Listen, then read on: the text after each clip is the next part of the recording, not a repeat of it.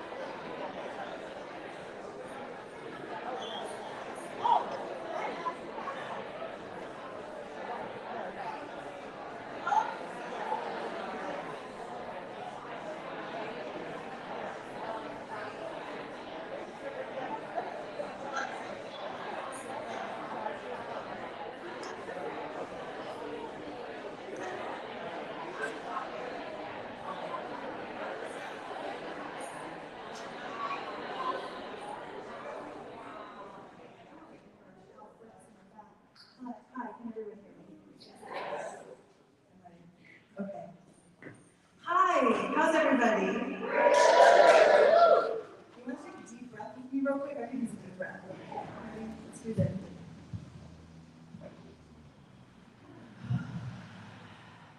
That felt good. Let's do it one more time. Ready? In.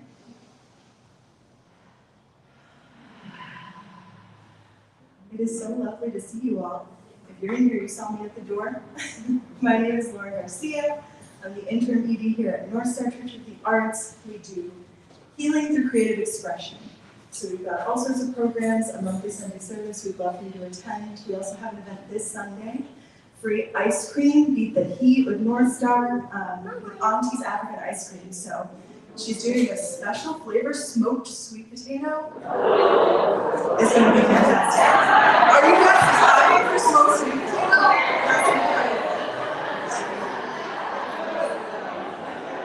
What a great crowd. We're in for a treat tonight. So you can check out more about NorthStar at northstardarn.com. But tonight, we're here to celebrate Prentis Hemphill's new book, What It Takes to Heal. Prentis is going to be in conversation with Sonya Renee Taylor. Sonya Renee Taylor is a New York Times best-selling author of 7 books, a transformational thought leader, world-renowned activist, award-winning artist, and founder of the international movement The Body Is Not an Apology, another incredible book. Her work has reached millions of people by exploring the intersections of identity, healing, and social justice, using a radical self-love framework. She continues to write, create, speak, teach, and transform lives globally. Please give a round of applause to Sonya Renee Taylor.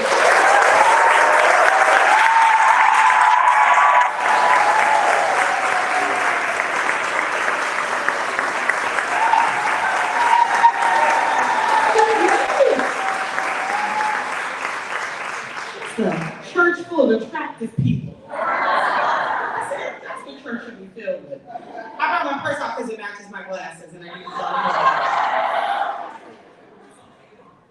Oh, there we go. Don't be so what you're not going to do is keep the purse on the floor. Like you didn't have black grandmas. You're absolutely correct. How are y'all feeling tonight? Are we ready to talk about what it takes to heal? Are we feeling energized about that conversation? I just want y'all to know I intend to cut up terribly with Prentis Hemphill. I'm excited to do that in front of y'all this evening. I'm going to share some accolades of this brilliant human being who put out this brilliant gift to us. Prentis Hemphill is the co-founder of the Embodiment Institute. They are a somatic teacher. They are a licensed therapist who don't do that anymore, but went ahead and got the credentials. They are a brilliant human being. They are the hosts of the podcast, Becoming the People. I think for me, most importantly, they are someone whose vision I have always believed in. From the first time I saw them, I said, I want to follow this person wherever they're going. They are a child of James Baldwin, so clearly embodying some of the most powerful teachings of our most potent wisdom keepers throughout time. They are a generous and loving human being.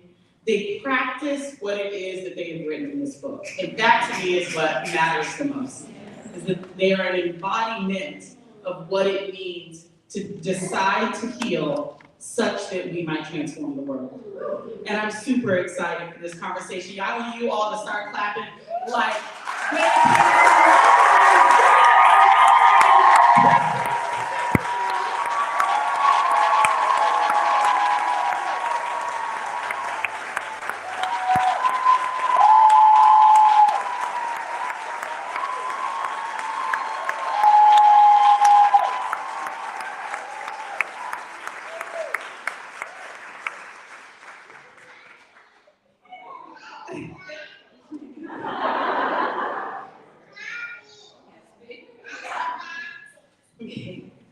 yes, there you go. Hi, y'all. What's up? How does it feel?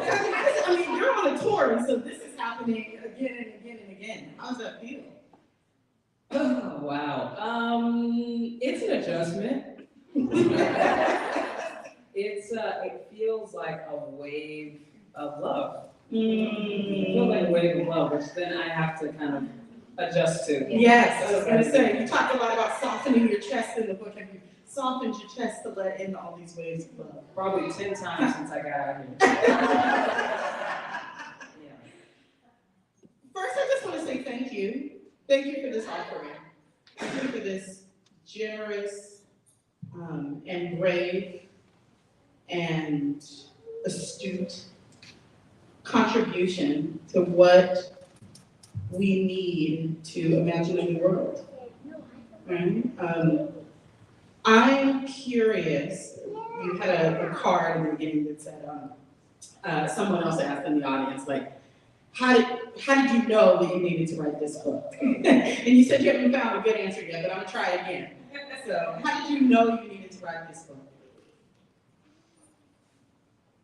Yeah, I don't have a good answer. It happened in stages, I think. I think one stage was community saying to me, stop playing. When you gonna write us a book? I had a friend who explicitly said that. I think I wrote a post and my friend was like, when you gonna stop playing with us? We're sitting on IG. This was Facebook days. So they were like, stop playing around and write a book. I was like, oh, okay. And then I think, after a while, at first I thought, okay, I'm gonna write a book, but after a while, being in movement for so long and learning what I did during that time, I was like, well, now I'm noticing themes. Now I'm noticing like lessons. Now I've had my heart broken a few times, and I think it's like, it got to a point where I thought, okay, now I have things to share back. That I can share back to people, that I can share back to community. So yeah, I think those things together, I was like, okay, maybe I can do a book thing. But honestly, I didn't know I could write a book until I felt it in my hands. You was like, oh, I guess I did this. Yeah, I was like, look at this.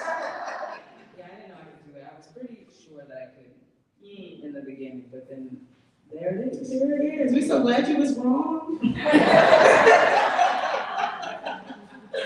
I want to talk about, you just mentioned this and it made me be like, oh, let's follow this a little bit. You said I got my heart broken. Yeah. And I so often experience a resistance to healing or the invitation to healing as a result of heartbreak, right? Whether it be familial heartbreak or romantic heartbreak or whatever it is, or the heartbreak of the world, right? A world you thought was going to love you that isn't, right? What is the role of heartbreak in this offering for us? It is it's like, this is my broken heart. Have it. Y'all be gentle with it. Right. Yeah, I think it's there are many stories of heartbreak, mine and others in the book. But it's also how I learned to live with a more tender, open heart that I didn't keep trying to harden into something static. Yeah. And how I became a lot more tender and vulnerable and all the things, joyous and sad and everything. That's what it's about. It's like living with that kind of broken heart in a way that makes you more capable of loving and feeling more alive. Yeah. I'm gonna put a pin in that and come back so I have some more questions about it. But She don't wear me out. I'm not. Be so gentle. But your broken heart. Be so gentle with it. One of the first things that you say in the prologue, you say, "What do you want to do with all this grief?" Yeah. Right. And there's a way in which, when I read that sentence, I thought to myself, like, "Oh, this is the question of life. Like, this is the question of this time, right? Like, everywhere we turn, there is infinite amounts of grief, infinite amounts of sorrow and horror. And we're at this moment where the question is like, and there's this energy that wants to happen, that wants to catalyze something, right? And the what is the question mark. Like, the what does this energy want to make is the thing that goes up in the air. What do we do with all this grief? I mean, I have hypotheses. I'm here for all of them. No We're all answers. here for them. I have no answers. I mean, I think this point, and I've learned a lot lately, and I talk about them in the book, but Malkia Devish Cyril has also taught me a lot about grief lately. But I think we are, my child wants to hang out with me. You wanna what? You wanna hug me? I don't think there's ever a bad time to get a hug from a baby. Okay, we're gonna take a hug break, but no photos. I'm so for real. You'll see a different side of me. Oh, that's perfect. You're eating chocolate. Well done.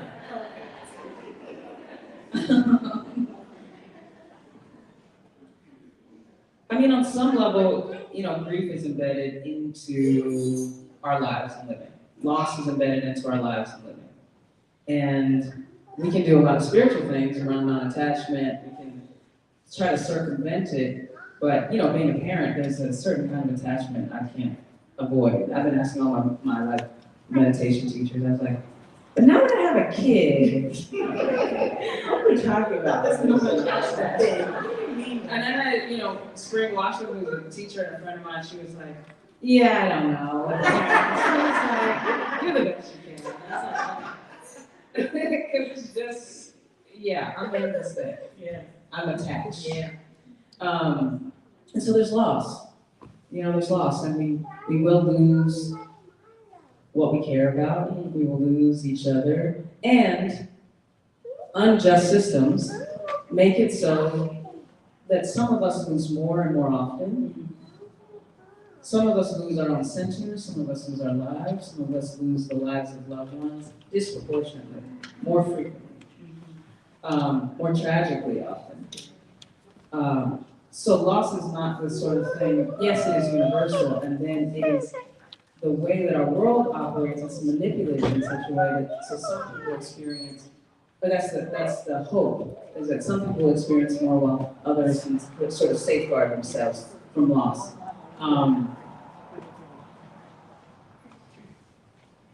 And this cycle, and I think what it requires then is this culture of non-feeling. Like it encourages a non-feeling in all of us. I think even people that, some of us could be like, I've been in movement work, I can see the way systems operate, but I still don't allow feeling in my own life and in my own body. Or I can't tolerate feeling in other people or in other bodies near me.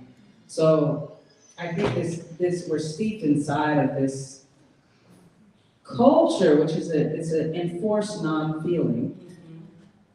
And the thing about it, the trick of it, is that it then allows such devastation, catastrophe, genocide on the other side of it. It's like the culture of non-feeling is the most violent thing that can visit the earth. And so I think part of what we do when we are in so deeply, we're not just a little bit in that conundrum. No, we're deep in that puzzle. I think some part of it is feeling. I think some part of it is unraveling. I think some part of it is learning to relate to ourselves and to each other again. To be, I say it all the time, to feel in a way that I can surprise myself. I can be like, oh, that's who I am? Oh, interesting, that's what I feel. Oh, okay. Because a lot of us don't relate to ourselves that way, so I think that's part of it.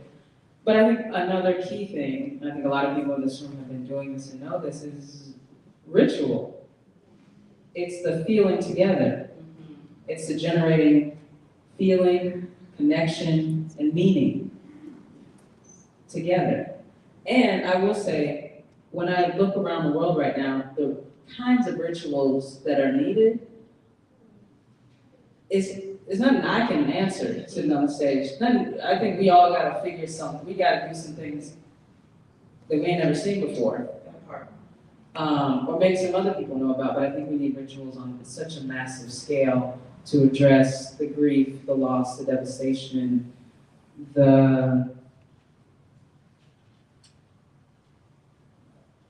it's almost like we're being, meaning is kind of like the real cool power human beings have, like the meaning making, it's like a connective thing, but I think it's like this nihilistic trend taking us away and out of meaning. I think we have to reinvigorate life with meaning and mystery and connection, and it's a big task. Yeah, So, yeah. little things like that. Little things, just tiny things like that. There are so many, first of all, you can stuff for like 13 different threads. Sorry about that. That's all right, so now I'm gonna see if I can like quiet my own little inner excitement to focus. So I think one of the things that you talk about in the book, and I'm gonna find this in my notes, y'all. You talked about this idea of ritual as as this necessary experience, right? This necessary function of humanity that we've done since the beginning of time. And then you just talked about the ways in which we deny and marginalize ritual and embrace ritual. And it made me think immediately, though, that we haven't. We've just decided what the rituals will be, right? And it made me think, like, what have we ritualized in place of intentional healing ritual in our society? Yeah. We're on the same page. I think about this, when I was reading, Malcolm Patrice Man's book called Ritual, and he talks about how ritual is like, it is this technology that we have, but there are also things that are ritualized. But he holds it apart, the rituals that we do for the sake of healing and restoration and connection. But I do think your point, to me, I'm like, what do you name the thing that you do that removes you from your own center? That part. What do you do, what do you name the habit thing, or the thing that you were coerced into doing, that is designed to remove you from your own center and connection and relationship with your own ecosystem? It's a ritual, but whose life does it serve? Right. You know what I mean? It might be helpful to think of that as a related and also different technology. Yeah. It feels to me almost like what have we ritualized but divorced from the sacred? Yeah. Right? Like we have decided it's a practice. Yeah. Right? But we've decided that we're stripping it of its sacredness. Yeah. And I think part of the sacredness for me, we're gonna go down all these rabbit holes, is the relational. Yes. Yes. Does it bring you closer to you? Does it bring you closer to me? Does it bring you closer to the trees outside that grow here? Does it bring you closer to the seasons that you live in? Does it bring you closer to that? Or does it take you away from that? Does it numb you to that reality? Yeah. Does it bring you closer to wholeness? Right? Or does it separate? Right? One of the things that I love about this book, and I love it about you in general, is that you're like on the low woo, right? like you're a subversive woo. How many of y'all think I'm moved? Who thinks we're just a little woo? People that actually know me have been here. But that's the subversive part. That's why you just gotta smell it in your hands, because you've been hiding it. Yes. And it's so craftily hidden in this book. I mean, we're in the book talking about jumping timelines. We're talking about the power of clairvoyance. Just an idea. Just an idea. All of a sudden, right? But I think, part of, I'm deep in the mood at this point, and I apologize. You are. I'm full mood. Yeah. And I'm on the edge of stepping. but what it feels like it's calling to us, and you talk a lot about it in the chapter of vision, which is it's like there are other ways of knowing, right? And what does it mean for us as we employ these technologies of healing, right? That part of what we're being asked to explore, engage, understand, open up to are these other ways of knowing. so that we can see where it is that we're trying to go. When you talk about Harriet Tubman, and you talk about, her ability to vision a future of freedom, right? And they also talked about this accident as a child that literally gave her visions, right? I'm curious, I'm gonna ask you to put 2 toes into the womb. I'm curious about where is that process in your own life? Where do you see it sprouting? If you see it sprouting, is it still like, this is too, whatever, Like, I'm curious about your womb. Tell me. Honestly, I think I'm as woo as I ever will be, and this is why. It's because my job, my kid told me one day, she said, my job is to be outside. Period. I was like, that's right. Well, my job is to always be on the edge of everything. I don't get too certain. Do you know what I mean? I don't get too maybe this is disrespectful. I've heard some spiritual teachers. I dabble. Because I just like, oh, that makes sense. Cool. I don't believe in anything for too long. So it's not that I'm not woo. I know enough to question. I'm sincerely asking a question about Harriet Tubman because when I have read accounts of her and in the words that she shared, how did she do that? Right. That's a genuine question I have. How do you do that? What does that faith feel like? I don't need to know exactly what you believed to its very end. I need to know what that felt like inside of you to have faith, to have vision, to see between realities, between structures.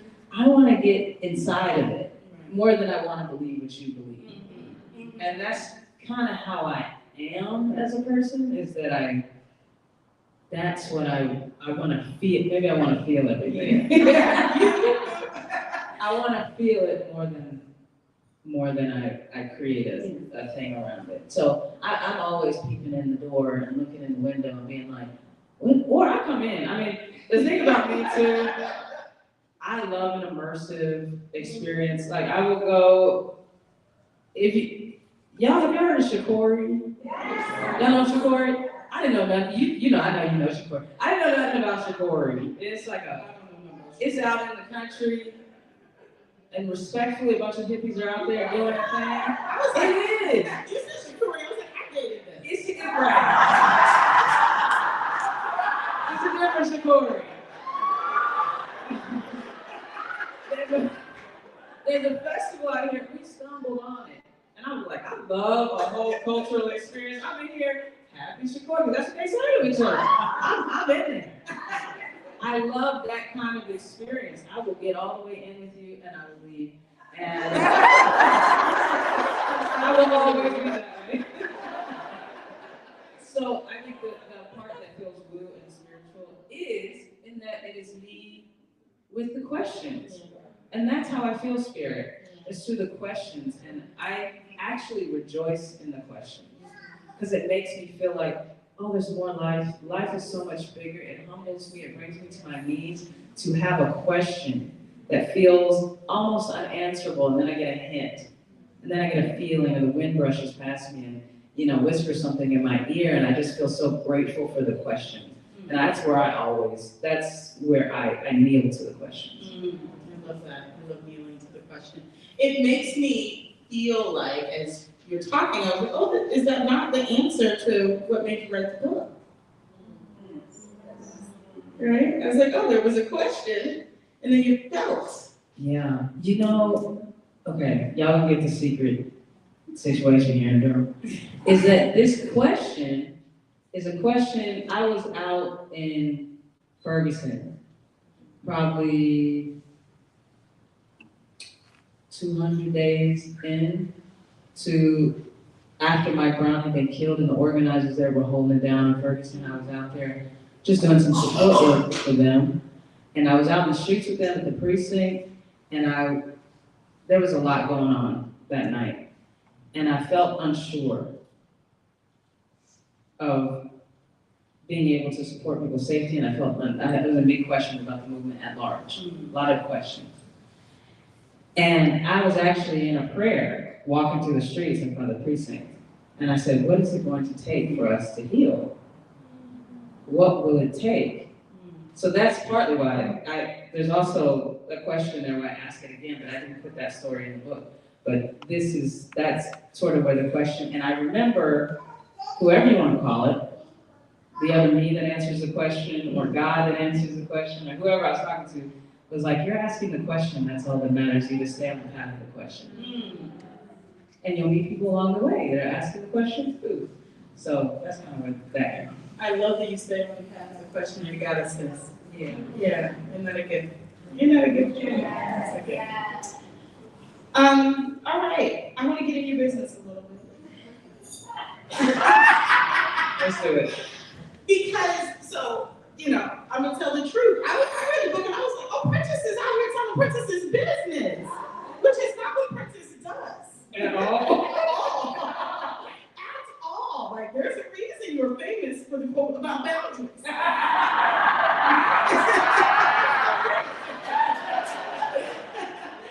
And I read it and I was like, oh my gosh, this is so beautiful. It's so honest. It's so real. And I found myself really moved by the generosity of your stories. And I also felt, I was like, and they're told so beautifully. I was like, oh, this is the prettiest writing I have ever read about really awful things, right? And for me, the question, the experience I had was like, oh, is this a way to put distance between the experience, right? Is this a way to let you in but not let you in too much?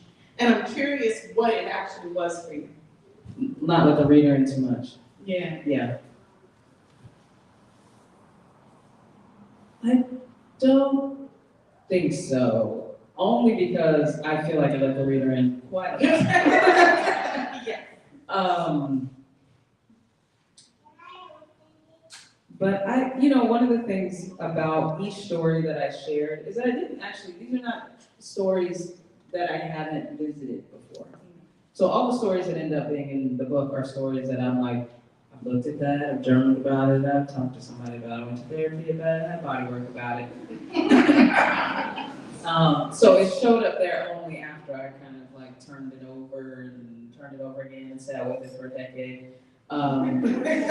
Honestly.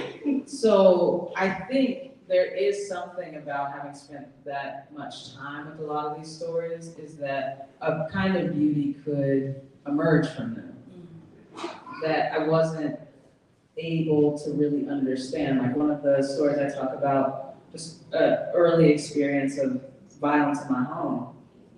And I had been in that story for a long time, and then one day I realized that my sister comforted me in that story, and that wasn't there for me before. It was only a story of the act. But when I was an adult, I was revisiting the story, and I was like, oh, my sister held me. Oh, she put her arms around me. And I had not put the emphasis in the story on that. And a kind of beauty opened up in that. So I think some of the beauty of it is that, and also it's like entering into it, when you enter into a memory for me, it's descriptive. I'm trying to describe it and show you what it was like.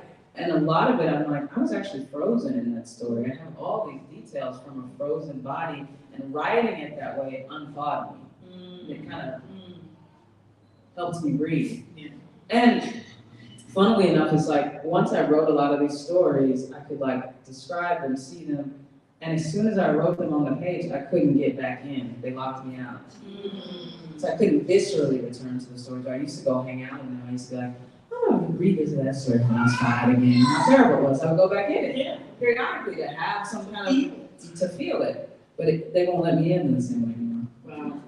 And when you mentioned that to me when we were talking in the back, I said, maybe it's because it's finally done what it was supposed to do. Like it was, I was like, oh, what if in the imagining of horror and pain and the awful things that happen to us, one of the possibilities is that once we actually use it for what it is that the experience meant to give us, teach us, share, that actually it's complete, right? That we don't actually have to revisit it again. It doesn't want us back in it, right? It did what it was supposed to do. It does feel that way. Yeah, that's really powerful. In the process of, one of the things about writing a book in my experience is always like, once you set it, it's out in the world, that's not my, it's y'all's now, right? But that there's a cost to that, right? There's an impact to that, to like, what it takes to heal has a cost. What have been some of those costs for you?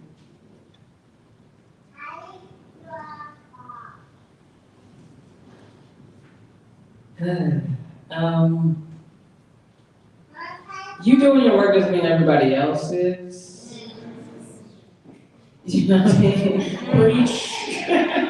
And a lot of us avoid doing our work so that we don't have to feel the grief and the loss of the people around us that ain't gonna do it too. And sometimes too, it's like, for my family, I'll say, we hid a lot of things. That's how I see it. We hid. I was talking about my dad built like a 10-foot fence around our house.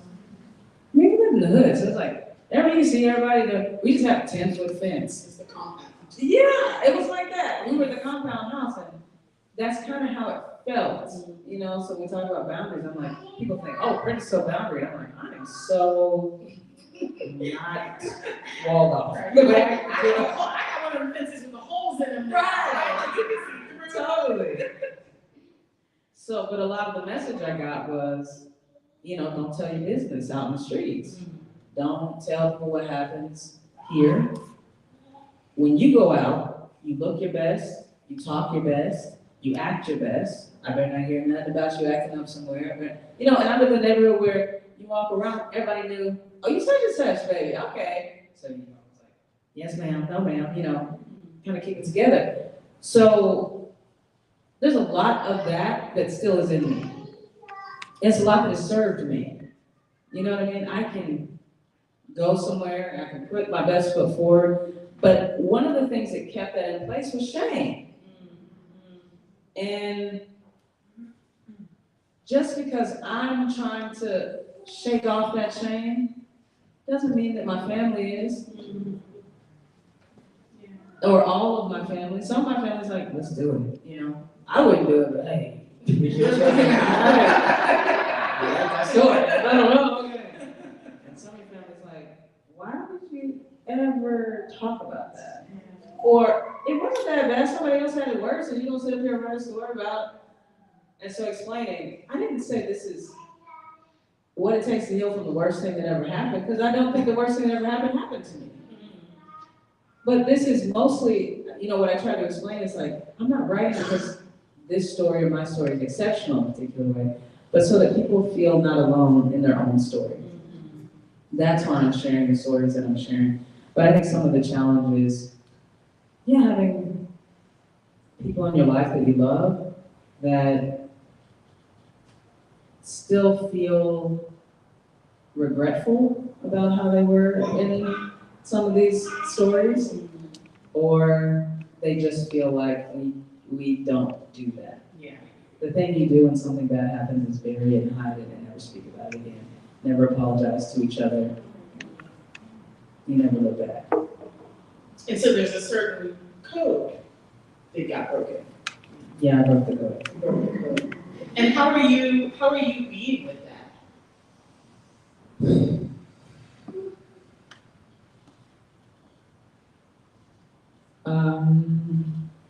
It's a very live process.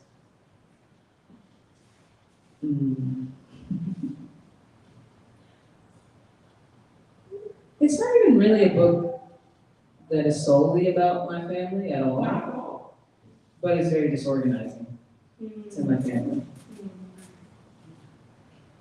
And disorganization is part of it.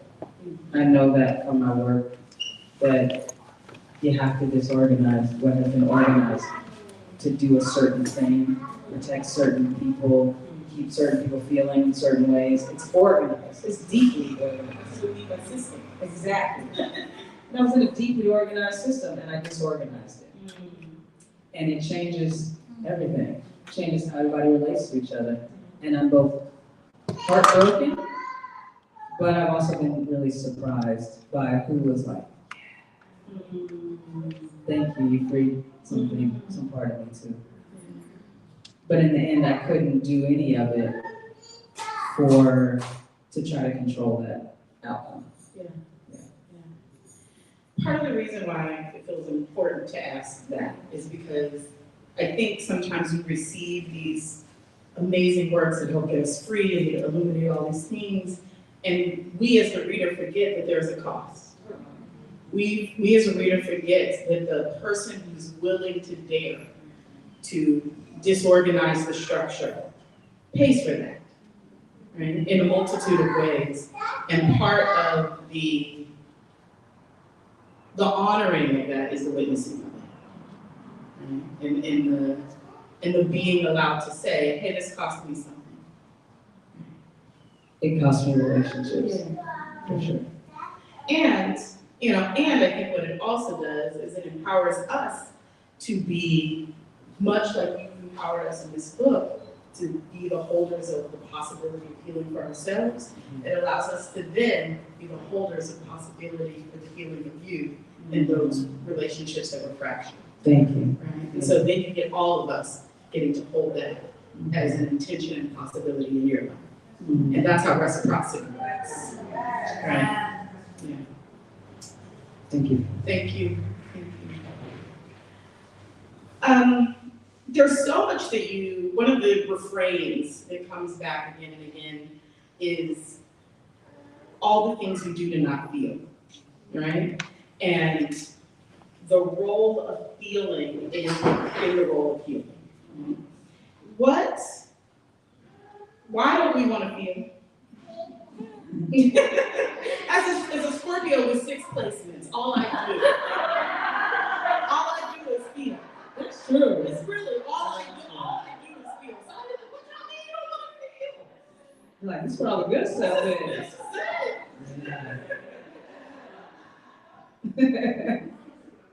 Because we can't control it. I think because it's a confrontation with the fact of our lives being, we're kind of faced with, we're on the edge of the unknown. Our lives are precarious. I mean, in addition to sometimes they're just really hard things to feel. There's pain. But I think there's also this way of relating to, I want to be manageable, controllable, predictable, all these things. I got into it wasn't an argument at all, but I got into a disagreement with somebody talking about the feelings wheel. You know? I think it's helpful. Yeah, it's helpful. But at the same time, I like to talk about my feelings like a poem. But maybe that's just me. But I think sometimes when I say, oh, I'm angry, I miss the texture of it. I miss the velocity of it. I miss the actual uniqueness of this experience of anger mixed with this little bit of delicious, kind of like burning envy mixed with kind of admiration for how ridiculous I'm being. You know, it's like, that's exciting to me. You want feelings ingredient, like the rest of the feelings rest. Right along about it. Say it how it is. Like, feel it as it really is, because I think we get so colonized into feeling, and we get so colonized into feeling just a narrow set of feelings, and we disallow so much. I mean, you know, when I was working as a therapist, so often I work with people and they say, oh, I can't feel that. And I say, I think that maybe there's some whatever here, something, fill in the blank. And people say, well, I can't feel that. Why? I can't feel that. I'd be like, in my mind, I'm thinking, you can't feel, who is that? Who is telling us what we can't feel? And I think, again, there's a colonization aspect to it. I think our feelings are, make us less useful, productive. It's like you can be less of a packaged product. You can be sold less about how you're supposed to be when you feel how you are. You know what I mean? You can be less kind of coercive, and this is what you should be. You're like, no, that's what I am. I'm a wild wildebeest. You know what I mean? It's like, it's harder. And I think as we are more and more isolated, when we have really hard things to feel, we have less resource and community to actually feel it. Because partially we need each other moving through really hard content, is because you're faced with that, am I fundamentally alone? Am I fundamentally helpless? Am I, these fundamental questions, and it's important to have someone or someone's on the other side to say, you can move through this and it's possible, and I'm gonna hold your hand through it. When you get to that moment where you feel absolutely alone, you will feel my heartbeat in my hand. And that will bring you back to this moment. So I think we less and less have the resource, and a lot of people become uncomfortable with other people's feelings, so we just don't even do it together. We spend a lot of time with each other, but we're not actually feeling what's real for us. So I think it's sort of required in our system. It's very efficient. It's very economical. I can sort of predict my profits if I can minimize your feeling. Yeah. And now it's just awkward. We just don't know how to do it anymore. Yeah. That's weird. Totally. One of the things that, there's a quote in I think it's chapter 7, where you talk about entropy as the natural order of life, right? That everything will eventually break down. And I felt in my gut like I recoiled in real time. No! What do you mean? All this labor I've done will ultimately, and I actually literally had the experience yesterday of having that feeling. As you know, I've been in an exploration around home it's the story of my life right now. It's the story of my life, period. And I settled in myself. I think I'm ready to call Durham home, which is the first time I've said publicly.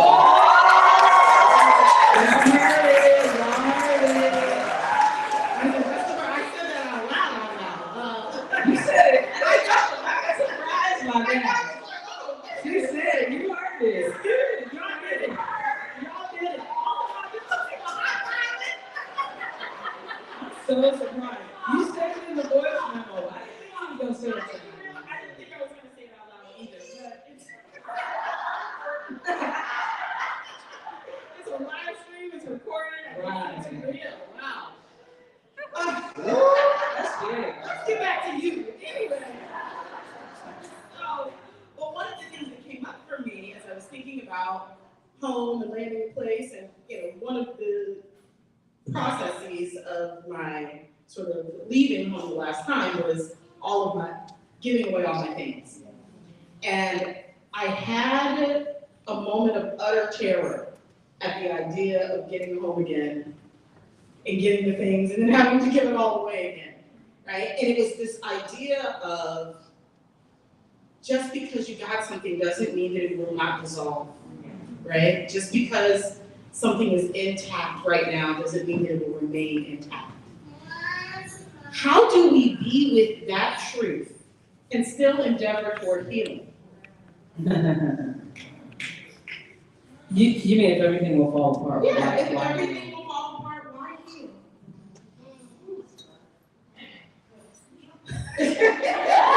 Everybody's all up. Yeah.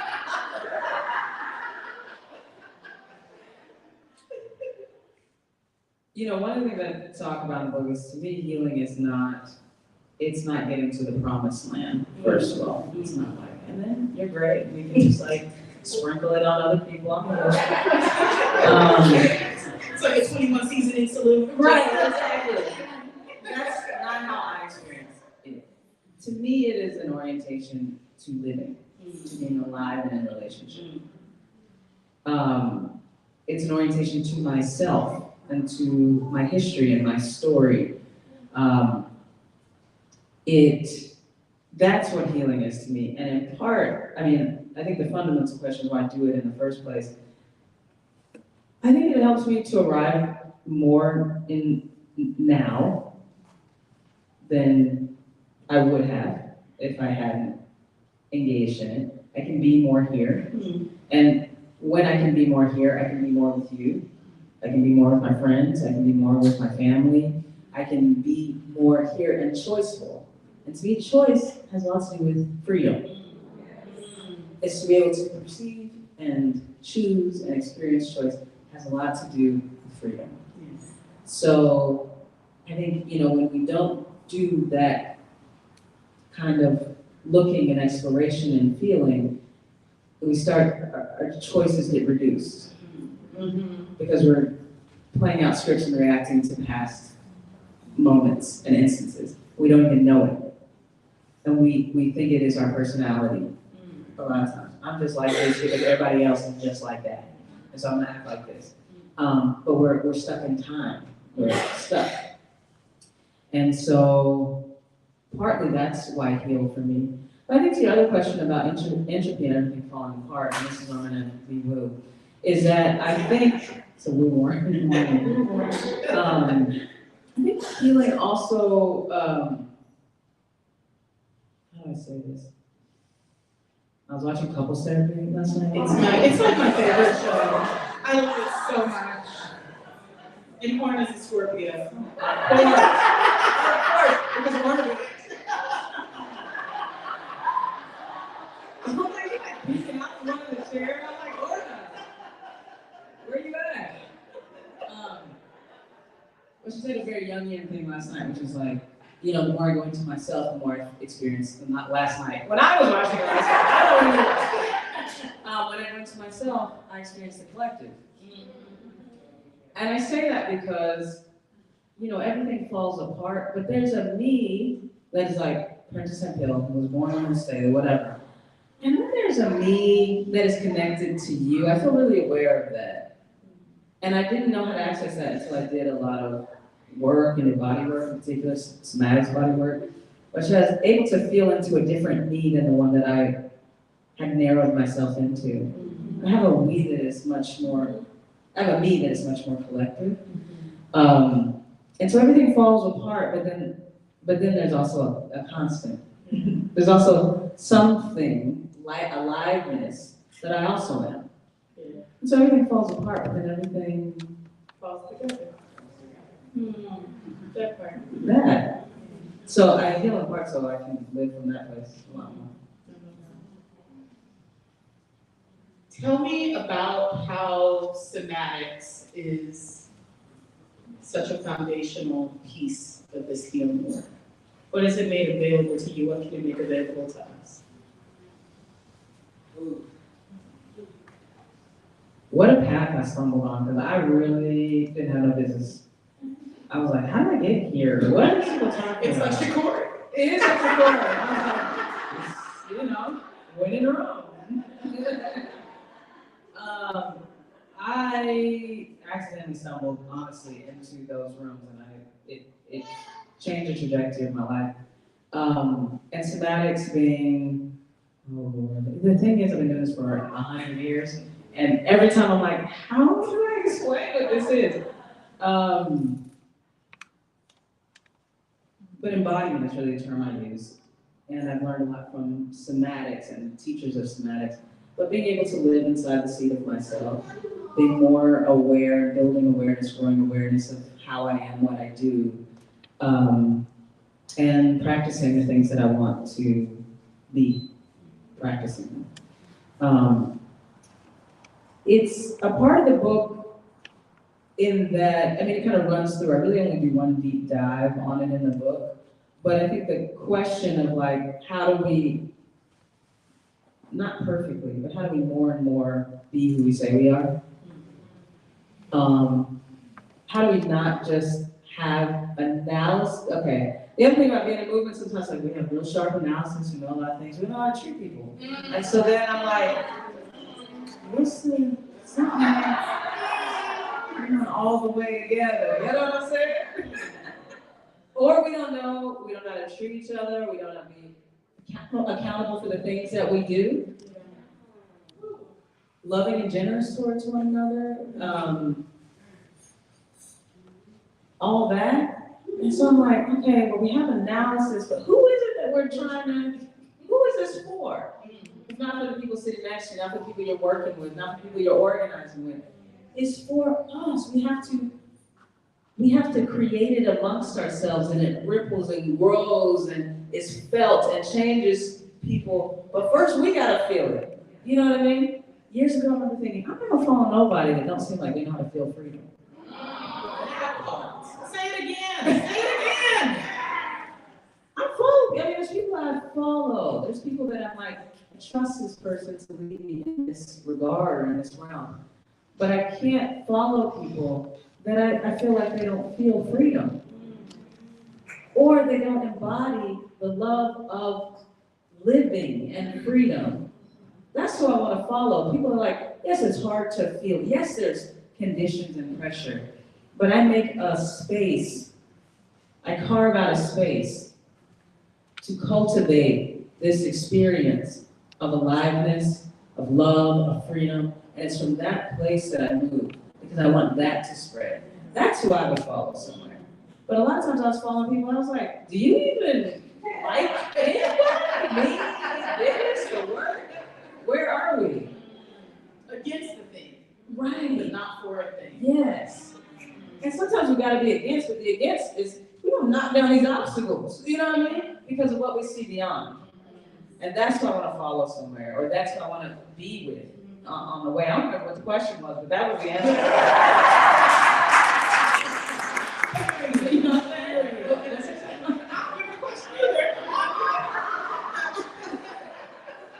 We were talking about somatics and the role of Oh, Lord. somatics. Here I am. Oh, God. Okay, I do it. I'm supposed to be here. One thing about embodiment, though, is that it helped me value, actually. There are a lot of practices I learned, a lot of theory I learned, but what it really helped me to do that unlocked something for me was to understand what my grandmother and my great-grandmother, what I grew up in the church doing, because we go to Pentecostal churches sometimes, people lay it out, blah. Things can go through people's bodies. That's the kind of church that I went to. So when I started doing somatics and we do body work, we teach people body work and be like 30 people in the room, just shaking and writhing. I was like, oh,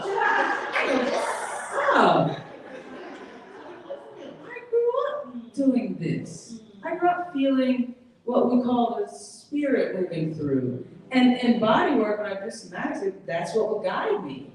When I work with somebody, it would be that experience of the spirit. I mean, I'd be doing all kinds of things. So embodiment helped me take seriously what was already in me and what I'd already seen, and helped me look back and say, oh, that's what has always kept us together, is when we come together, when we dance together, when we do it on time. We're like, there's a transition, or there's something we're preparing for, or there's grief here. And we gather and we practice and we touch one another, we hold one another, and we shake and we wail and we, whatever it is that we need to do. And our bodies are not as machine as they've been increasingly made to be. So I learned a lot of technique, I learned a lot of theory. I learned a lot through that path, and I continue to learn a lot, but it also deeply helped me remember. All right, so something just arose in me. Good. All right, you said that. I trust you. So, but I do want to preface this because it is not a thing I give you a heads up about. But I remember thinking it, and it has relationships, conversations we've had in the past. And when I read the book, I was like, oh, I'm noticing a thing. And I'm curious about it. So one of the earliest conversations we ever had, early, I was still sitting on the couch in New Zealand. We were talking about gender. Oh, wow. You can. Where are we going?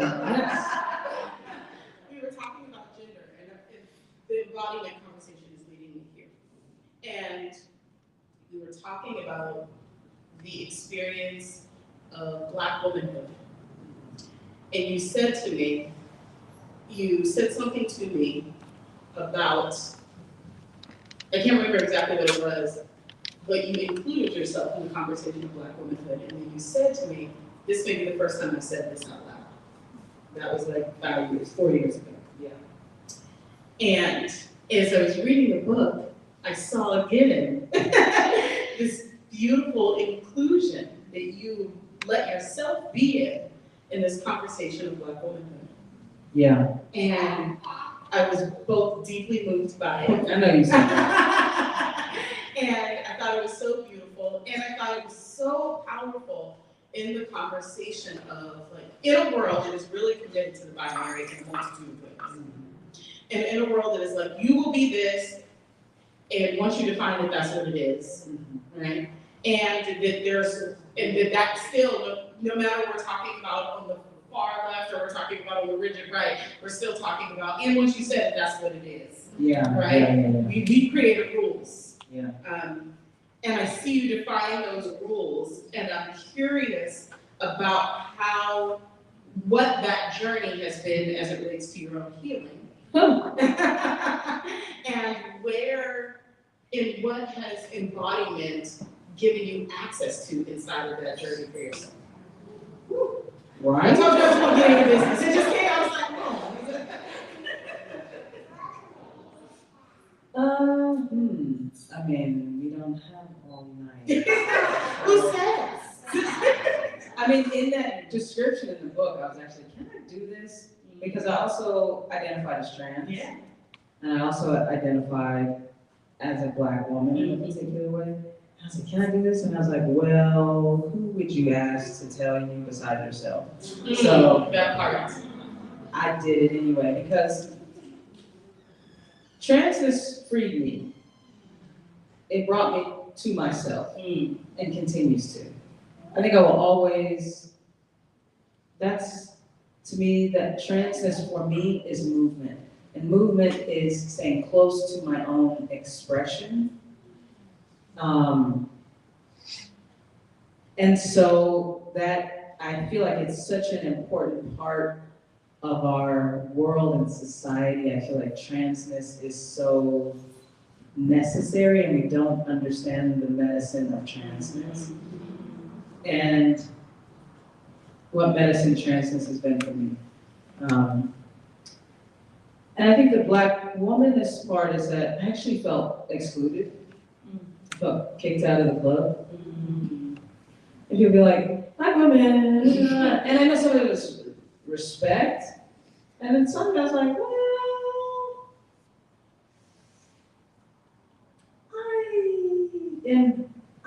there are aspects of that that I deeply relate to. I just, sometimes when I get too in there, there are aspects of me that must disappear, that I won't. And so, it's that thing kind of on the outside looking in, the edge part, that's always where I live because I'm always going to be free before I'm anything else. Yes.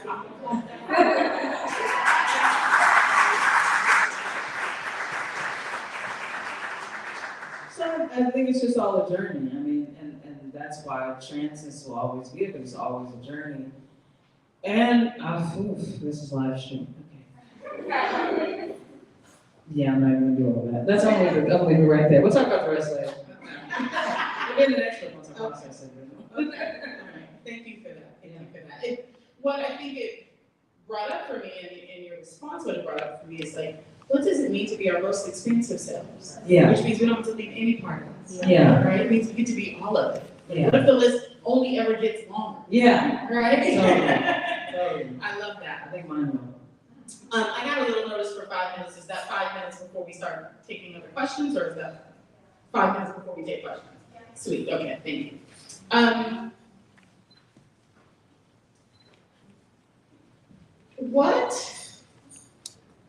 Yeah, so, I mean, it's very clear, I have an angle, right? And my angle, let me not bury the lead. I personally believe that the transformed world only comes through transformed beings. That's my personal belief. And I think one of the reasons, I too am also an edge, an edge person. I think this is part of the reason why we've connected is we're like, oh, we see something on the fringe enough to be like, right? How does movement metabolize this work?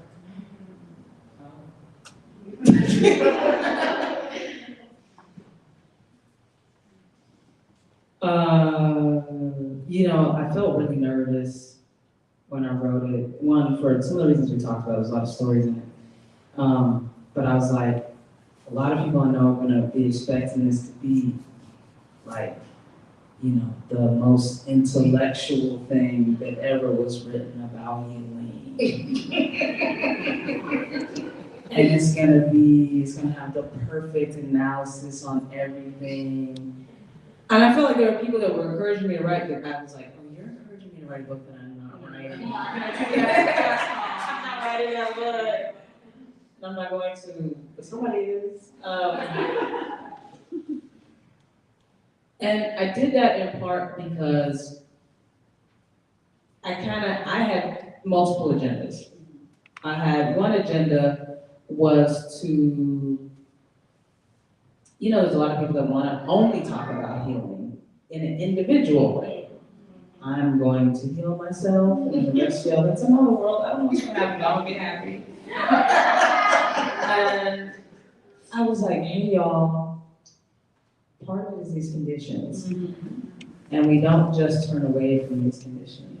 And there's something healing about building power, I think.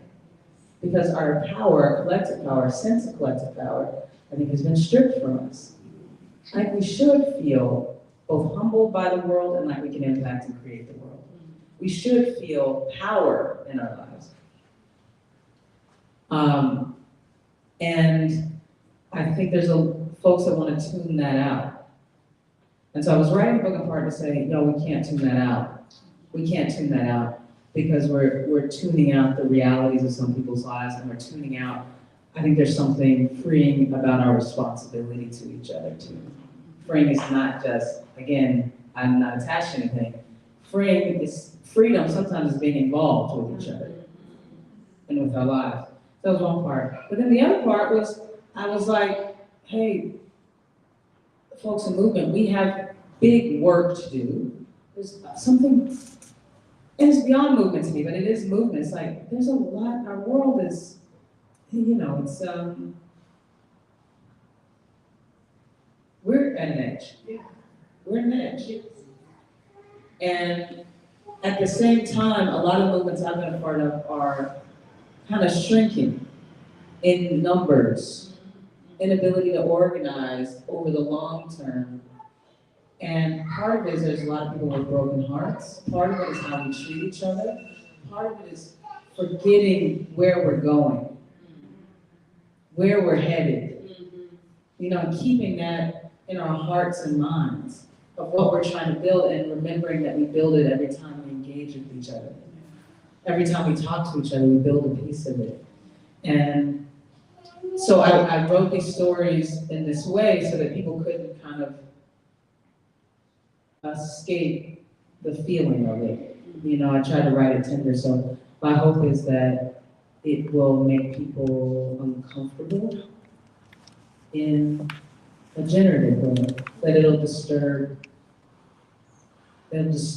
somebody's complacency in some way and be like, oh right, my practice matters, oh right, we matter to each other, or whatever it is. So I hope that it will be received that way, and I don't know. I don't know how movements going to metabolize it, but I try to be as honest as I could.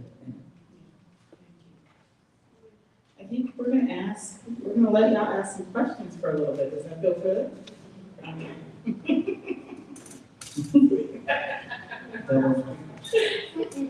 I see you got reinforcement. Always. Okay, so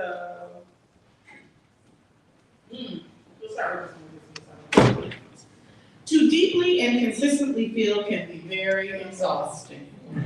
Oh, Jesus. How do you stay resourced, and what gives you the stamina?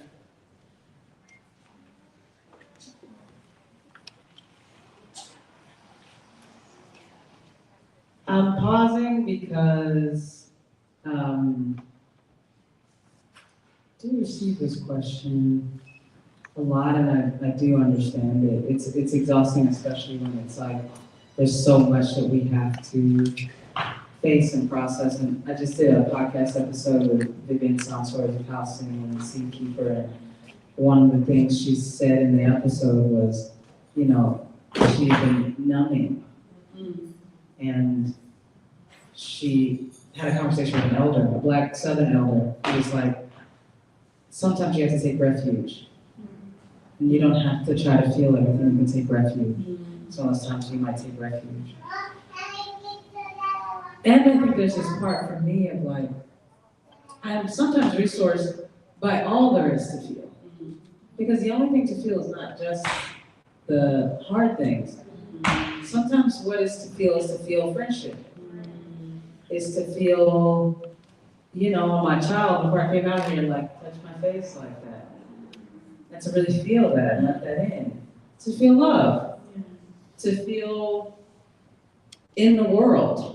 To feel held by the world, to lay in the grass. There's many things to feel, and sometimes I'm resourced by all there is to feel. And at the same time, I'm resourced by connection. I'm resourced by the love of relationship, which is both relationship to the natural world and relationship to, that's all. All, yeah, which are part of the natural world. And I mean, practically, I don't be on social media all the time.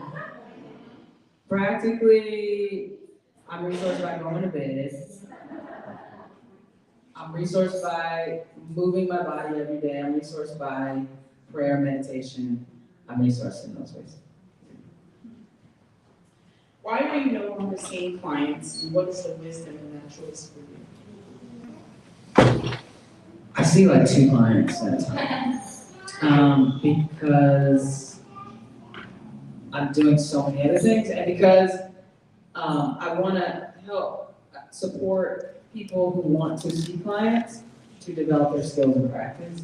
And so for me, that means pulling back from seeing so many clients like I was at some point and building up other people so that I get fewer phone calls, because I was getting so many of the phone calls for a long time.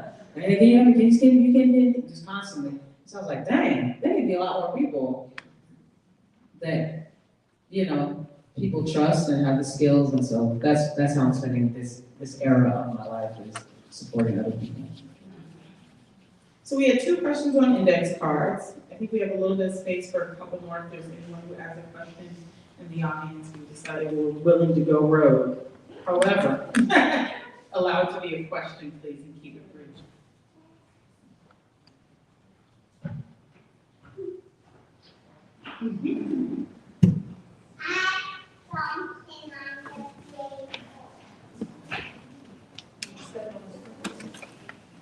Did you catch them all? Okay. Go ahead. I just wanted to take the opportunity to say thank you to everyone here. And my question is, my question is, what does play look like? How do you play?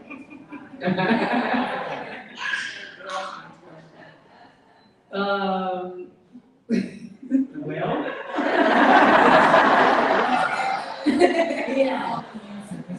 Yeah, you called an answer. That's your number 1. Because here we are. I play a lot with that person. I dance. I'm a dork. You know what I mean? I'm goofy. I be playing. I play all the time, so yeah,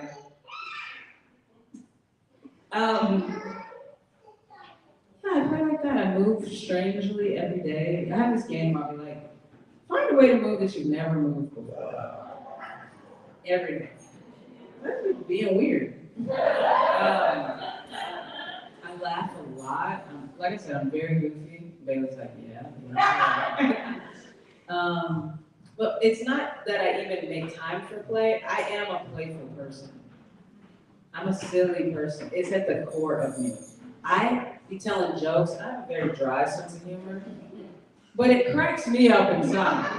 I'm constantly saying things. I'm enjoying myself. And people be like, I'm constantly laughing. That's how I engage with life. I'm always laughing. I'm always joking. I'm always rolling around with my child. And I love that.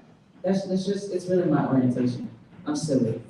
People think I'm real serious all the time, but yeah, it's ridiculous. I've seen Prentis twerk to flute music. Yeah. Oh yeah. You once, my hip was hurt, and you were like, I think you need to twerk. And I was like, really? And I did. I put on some lower and then I twerked, and it felt a lot better. Do we have time for one more question? Thank you. Oh, we could. We have time for a few more questions. Wonderful. Hi, Prentis Hemphill. Oh no. Don't get me like that. I heard you talk about reshaping your stories, and I'm wondering if you can tell us more about that. What did I say?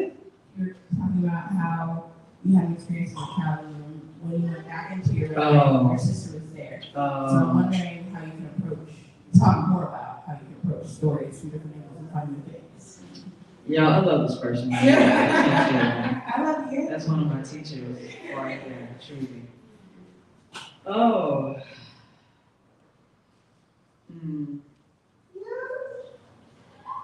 Yeah, I feel like I'm learning a lot about this. I mean, I think some of it is revisiting. I revisit, I think like I said, my stories through my body. And I kind of arrived back into my stories and looked around and was able to see different aspects of it. But I think that is a part of what, when we talk about healing or the process of healing, it's like, sometimes we tell a story and it gets so concretized. Like who we are in the story, who other people are, what their motivations are, what we needed, what they meant when they said a thing. It's like we keep going back to the story, we keep telling it the same way, and it's unsatisfying in a particular way. It's like, because this person did that, that means that I am this. And I think part of being in process with the story is loosening our grip on it so that we can understand more about what is inside of it and understand more about the parts that are unanswerable, the unknowable, or unsatisfying. About, oh, that person, their motivation was that. I made this meaning of it. I don't feel like that is enough explanation. I have to live with the gap. I have to live with the loss and the grief.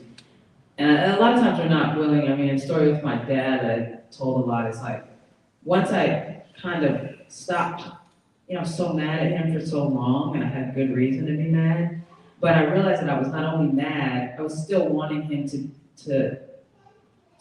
parent me in a loving way.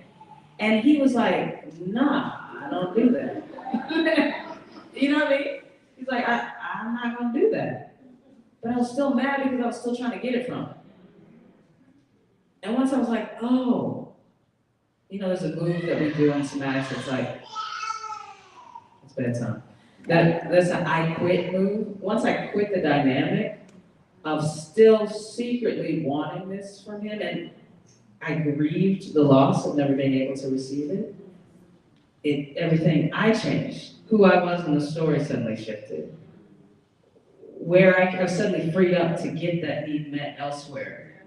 So I think loosening our grip sometimes on the stories and what they mean, it allows us to become somebody different and allows us to grieve what we've maybe been avoiding grieving. I love you. Is there another question? I see one in the back there.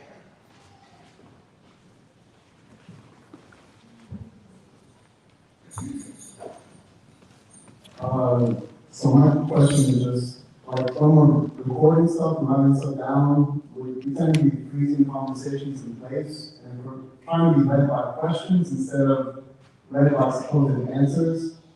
how can we make sure we're changing the question as often as we need to be? That's interesting, because I feel like the story is, it's kind of both and. It's like I have to tell the story to know what it even is and how to feel about it. So you tell the story, and then the story changes. Like I said, it won't even let me in the same way. I think as soon as we tell the story, it changes perspectives and it changes us. So it's not that we can't tell a story or write it down and still have living questions. It's really about how we relate to what we write down. Even I think part of the reason, when Sonya was saying I wrote the stories kind of, with certain kind of language, it's like, this is what the story was for me. It is not the truth. When I entered my memories, this is what I remember. It is not the truth, but it's the truth of what I remember. But as soon as I offer it, it changes and shifts. So I think it's being in the dance. I mean, to me, that's all that living is. It's like dancing with what you think you know, and then watching it kind of disintegrate in your fingers as soon as you think you know it, and laughing at that. And then hardening around a whole other story, and then watching it shape. To me, that's the heartbeat of it all. It's not to never stand still, but to not get stuck, I guess.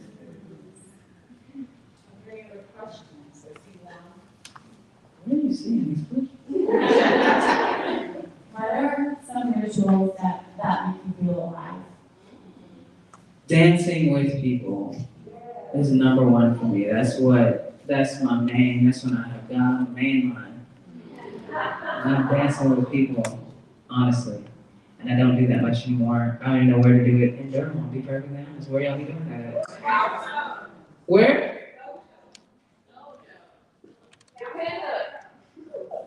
Word. Okay. Also, childcare. It's important.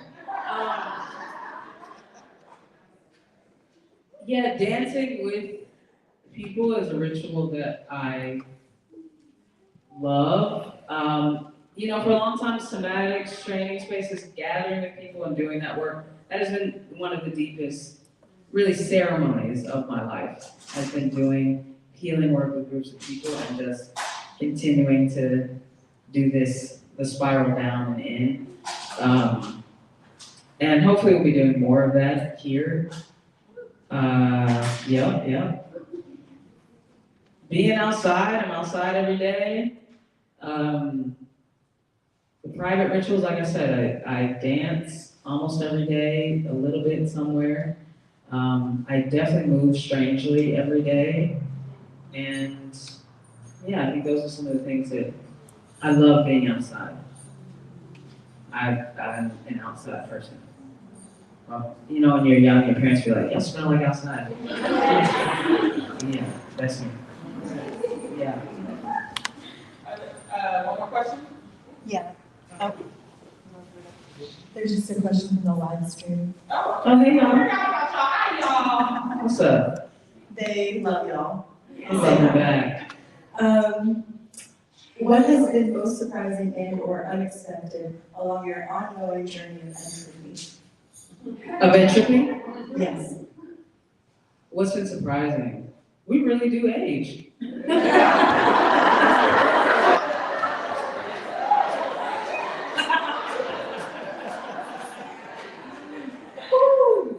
That first 30 years, you'd be like, look, what are you talking about? Age ain't really for y'all, but I'm not gonna be. It's something about for me, 40 and keep going, you're like,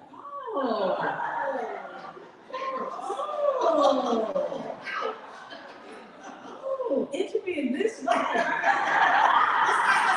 It's for y'all. It's for me. Entropy. It's for entropy. I'm doing it well. I mean, I'm not sure. Like a fine wine. You know what I'm saying? We out here. But that's been definitely surprising. The way time takes a toll on one's body and the seasons of your body change, and that was wild. It's been a while, it will continue to be a while. But now I'm like, okay, I'm just gonna sit back and watch this show. Everything changes. Yeah, I think that's a good one. My aging, just the whole life cycle, the growth and aging of young people in your life and older people than you. Wild. It's wild. Are there any other live stream questions? I want to ask what feels like maybe the last question. I need to get one more before my child tears it all down. This is it. So, early on in the book, you recount the experience of your first kiss. And the police officer caught you, and the subsequent shame, and not only just the shame of like I did something wrong, but also the violent interruption of like, oh, love cannot be, love is not right? And you walk us really beautifully through your own journey of loving. Come on up, come get up.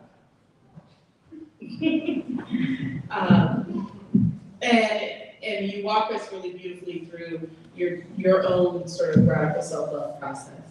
It was really beautiful to see. And it felt to me in that moment like that moment with that officer and that kiss was a timeline. A timeline that was like, this is not possible, right? And this is not safe, and this will never be allowed. Right? And then you end the book with a chapter on love. And you end the book with this beautiful love story of you and Kasha, and the bravery that it takes to love, including like literally walk along a cliff where you might die, bravery to love. That's a story on the book. That ends, that is currently in this moment in the culmination of this little human sitting on your lap, which feels like a new timeline, right? And so what is the invitation of this book in terms of changing the timeline we're on? And what's the one that we might move to? Mm-hmm. Love that you brought a story that a lot of people don't bring. Yeah, that is what I'm trying to offer. Like I say with like center to me, when I'm talking about center, I'm talking about the kind of term and concept in somatics of being seated in that belly of yourself, to live from that place, rooted in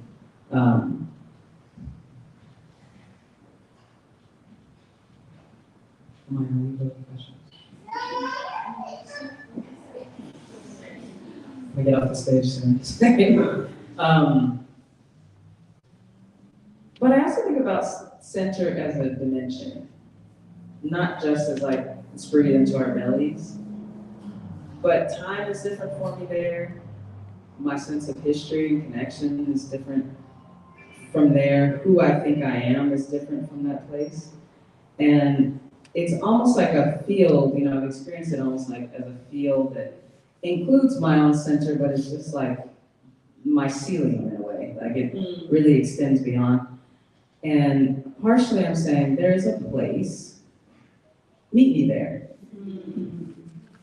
There's a place that this current design can't name, can't package, can't use.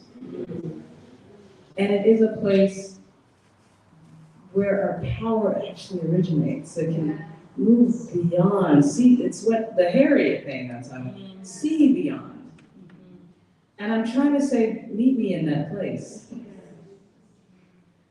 which is outside of the time that we are offered, which is outside of time, period. So kind of it's like, even someone's talking about, who's talking about?